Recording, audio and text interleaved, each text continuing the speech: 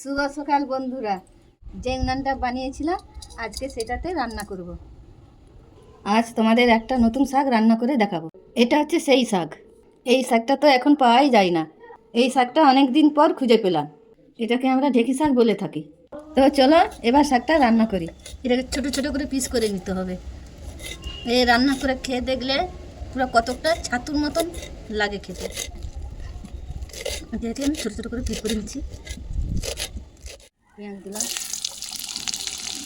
দিলাম,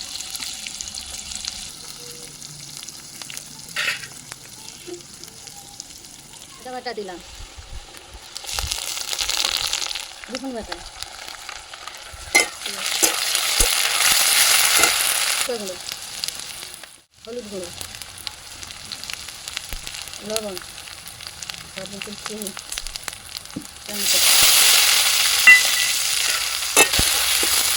এই কেটে রাখা শাকগুলো দিয়ে দিলাম।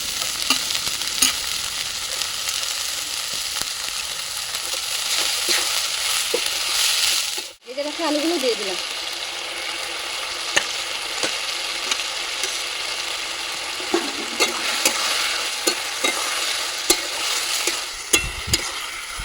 আলুগুলো সিদ্ধ হওয়ার জন্য অল্প জল দিয়ে দেবো।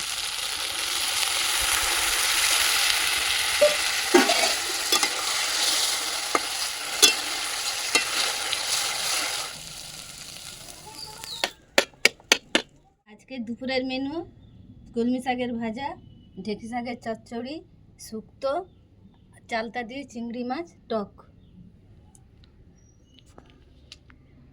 খেতে বস। আর তোর জন্য নতুন করে রান্না করেছি, নতুন রেসিপি ঢেঁকি শাক, ঢেঁকি শাকের চচ্চড়ি। খেয়ে দেখ কেমন হয়েছে। এটা শুক্তো, এটা চিংড়ি মাছ, কচু, কুমড়ো, ঢাঁড় দিয়ে চালতা দিয়ে টক। চালতার টক। আচ্ছা আজকালে দেখ খেয়ে দেখ, কোনোদিন তো খাসনি, নাম শুনেছিস বলছিলি, এবার খেয়ে দেখ।